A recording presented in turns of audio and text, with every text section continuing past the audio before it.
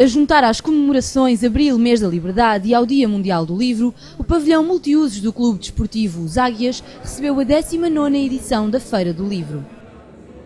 A inauguração esteve a cargo de Mário Pereira, presidente da Câmara Municipal, e contou com a presença de Tiago Salazar, jornalista e escritor que apresentou a sua obra mais recente, o livro O Endereço Desconhecido. A relação ou a coincidência de estarmos aqui a abrir esta Feira do Livro no Dia Mundial do Livro começou por ser uma coincidência, mas foi uma coincidência interessante, portanto, e prosseguiu, e depois houve questão da nossa parte de fazer coincidir a abertura exatamente com o Dia Mundial do Livro, assinalando também assim esta efeméride, potenciando também a valorização do livro e da leitura.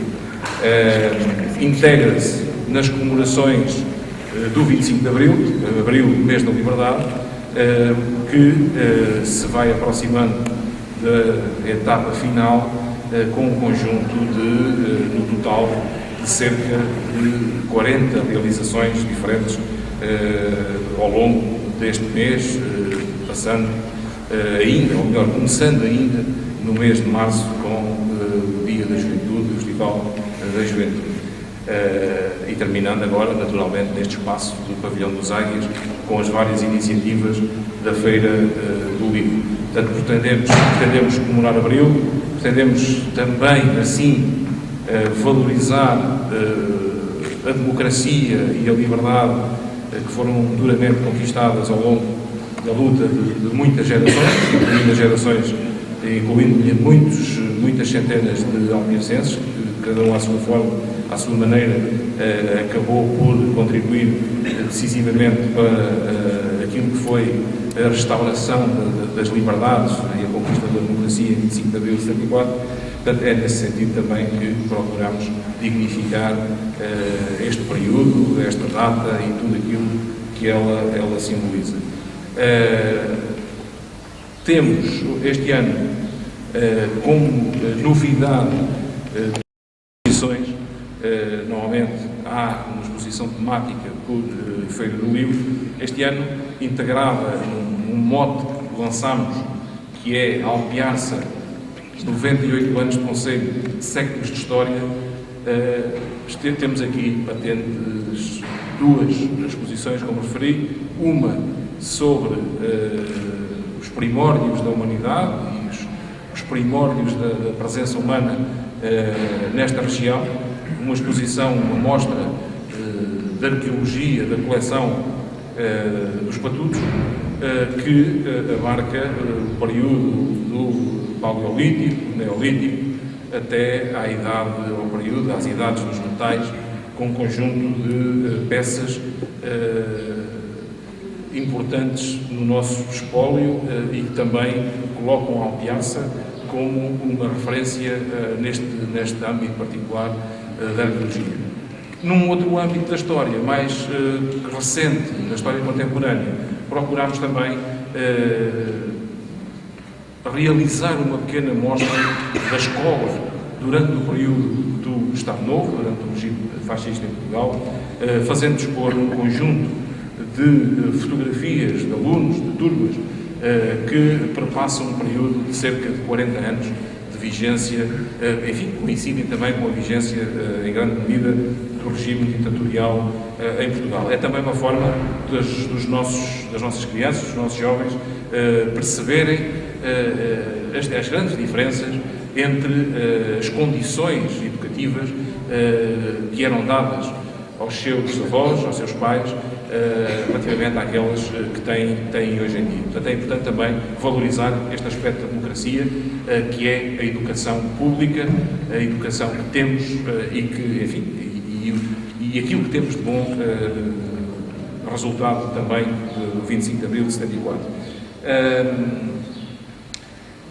Portanto, relativamente a esta exposição e à outra da arqueologia, eu gostava de deixar aqui um agradecimento especial, em nome da Câmara Municipal, ao Dr. Nuno Pratos e à equipa da Casa Museu dos Patutos, que preparou a exposição de arqueologia, e ao engenheiro Ricardo Hipólito, que foi pessoa que nos apresentou esta ideia e que também muito contribuiu para que ela depois, de facto, se realizasse. Ele compilou, tratou as fotografias, concebeu o espaço, portanto, e deixava aqui, de facto, este agradecimento ao engenheiro Ricardo Hipólito. Para terminar, agradecendo também a presença do Tiago Salazar, eu teria naturalmente que fazer aqui referência,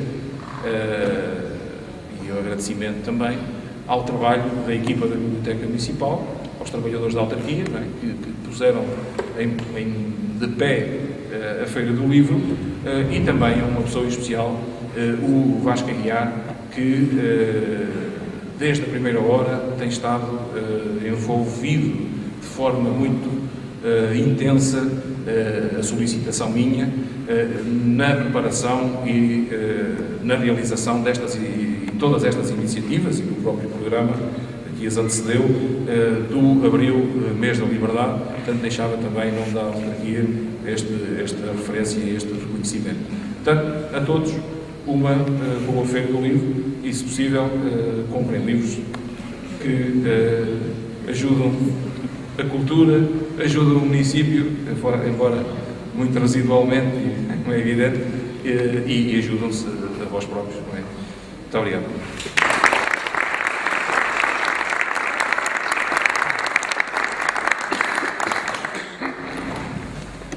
Vamos então iniciar a apresentação do livro com o Tiago Salazar. Agradecer mais uma vez a sua presença aqui na nossa Feira do Livro.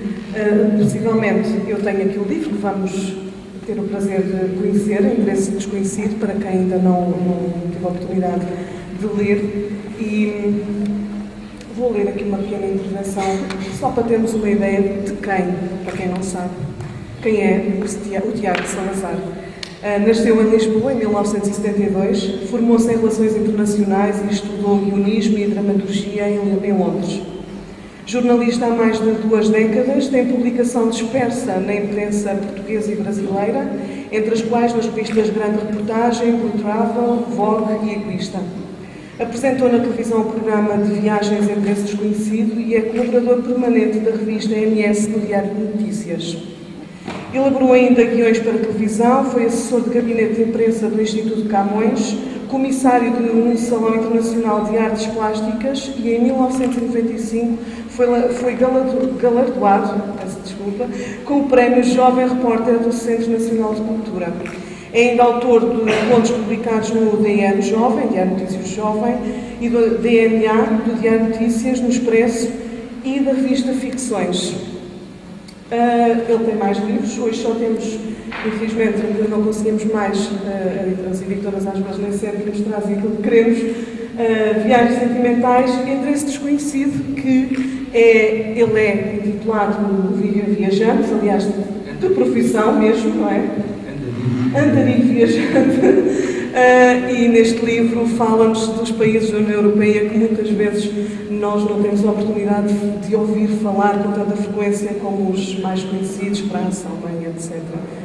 Tiago, passo-te a palavra. Obrigado. Obrigado a todos. Eu não sabia que o tema, não sei se é oficial o tema da liberdade, mas se não for, eu aproveito o tema da palavra, porque acho que casa muito bem, quer com a vida de viajante, quer com a vida de escritor. Aliás, ninguém se pode chamar viajante ao escritor se não tiver esta palavra em mente, até ser humano, se calhar. E neste livro, por acaso, há um país flagrantemente da liberdade, que é a Polónia. Aliás, eu começo esse programa e esse capítulo a falar das várias liberdades que os polacos experimentam e experimentaram nos últimos anos, pelo menos desde que acabou o regime soviético. E aquilo é levado muito a sério, com o humor polaco. Eu já explico a questão do humor, que é importante na Polónia. Os polacos, através da música, que é talvez a arte mais livre, ou a que se calhar se conhece menos, não é? Temos menos conhecimentos, logo consegue ser mais livre, e nomeadamente o jazz. Eu acho que o viajante é sempre uma espécie de jazzman. Há sempre aquele lado de improvisação na vida do viajante. Os polacos tem muita fama em clubes de jazz, quer na escolha de repertório, quer na forma como traduziram este espírito de liberdade, são absolutamente geniais. Isto só para terem uma ideia, quando eu cheguei a Varsóvia, o tempo de feitura destes programas, este livro já agora, só um parênteses, nasceu num programa de televisão com o mesmo título e que vai ter uma segunda série muito brevemente, esta segunda série passada no Brasil. Esta primeira série nasceu de outros livros, no contexto de outros livros que eu tinha publicado, daí termos estreado na televisão, não me imaginava apresentar um programa. Mas, como diziam muitas vezes que eu acreditava nas histórias que eu escrevia, que as pessoas existiam, eu disse, então por que não fazer um programa com o tipo calço 56 e que é guia de alta montanha nos Tátaros? Ou por que não fazer uma entrevista a um Rastafari, este por acaso não ficou de fora, que vive numa árvore há 25 anos e que é considerado um dos melhores filósofos vivos, chama-se Stas, e está pela alcunha do Stas Bem. Pronto, estas histórias do meu caminho, antigas, acabaram por resultar num programa de televisão neste livro. Este livro, mais do que tudo, é uma espécie de guia alargado. Voltando à Polónia, que é os bares de jazz, aqui a característica da liberdade é de facto importante, porque, e o sentido do humor também, porque, por exemplo, no dia que morreu o Stalin, para terem uma ideia, os polacos fizeram uma jam session. Isto é um facto absolutamente extraordinário. Não sei se há aqui pessoas amantes do jazz, mas a jam session é uma espécie de ex-libris do jazz, é o ponto alto do jazz. E fazer-se uma jam session no dia da morte de um ditador com aquele peso, até porque o regime não acabou nesse dia, não é? Revela um espírito de liberdade e de provocação que eu acho notável.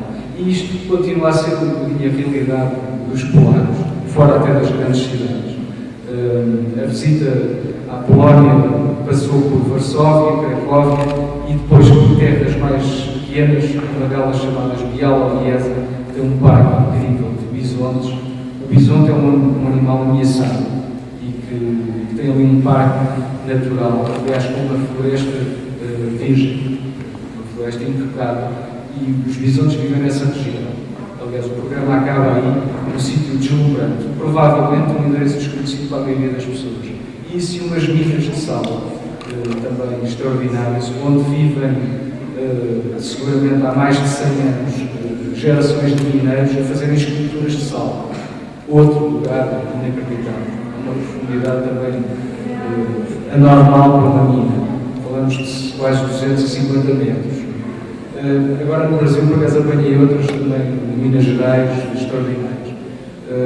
Eu tenho muita simpatia, já estou a falar de Minas, por essas pessoas, mas quando isto é traduzido em arte, é mais notável.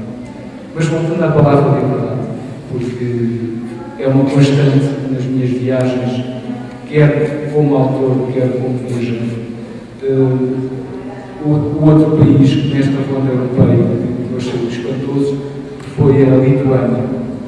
A Lituânia e a Letónia. Aliás, todo aquele enredo de países do Báltico é admirável.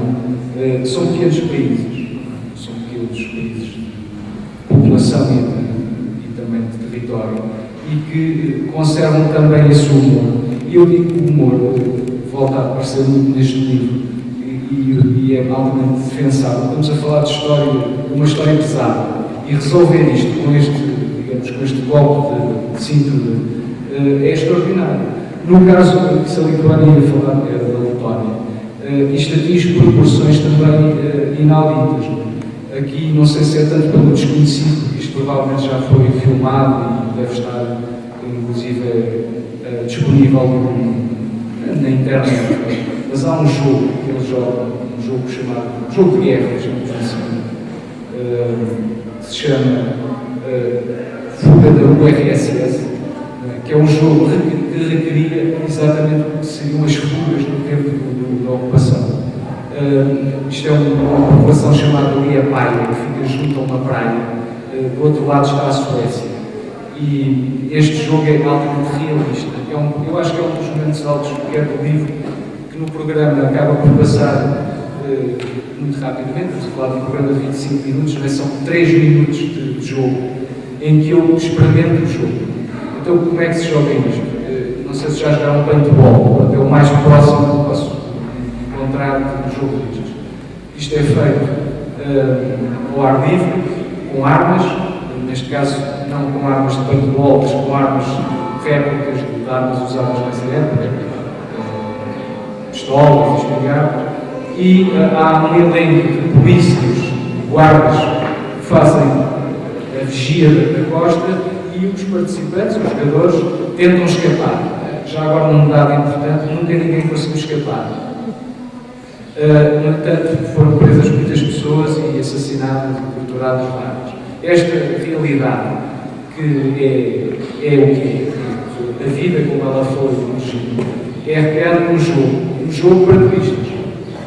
Qualquer um de vocês que vá ali a Paris, a Autória, pode jogar este jogo, que eu aconselho. É uma das histórias deste livro, talvez mais surpreendentes, que decorre nestes bunkers. Os bunkers foram criados pelo Czar Nicolau e que serviram também de enredo com uma estratégia de guerra no fim do século XIX, princípio do século XX, e depois foram retomados como bunkers durante o período stalinista. E agora, é nestes bunkers que também se atravessa, estamos a falar de um ambiente bastante claustrofóbico. A filmagem parece muito bem conseguida, porque inclusive há uma parte em que somos obrigados a usar máscaras de gás, não com gás, que era o que se fazia, gaseava nos fugitivos, mas neste caso com areia. De qualquer maneira o ambiente é claustrofóbico. O jogo do paintball, de facto, não é nada ao bem disto. Pois pensando bem, é apenas um joguinho. Este jogo quer mesmo mostrar a vida como ela foi, a história como ela também foi, e termina numa prisão, que foi a prisão usada também durante os anos do regime, digamos que esta parte do jogo ainda é mais realista, porque há mesmo uma simulação de tortura. Uma delas que eu fiz, que é numa solitária, são 2 horas de grande aflição. Eu quis fazer, nem que seja, porque eu acho que aqui já extrapolando para outra escrita, neste caso é jornalismo, reportagem, jornalismo de viagens, mas eu li muitos escritores que se sujeitam, que são cobaias da sua própria escrita. Isto admitindo que algum dia pudesse nascer algum conto ou alguma história dali, quis experimentar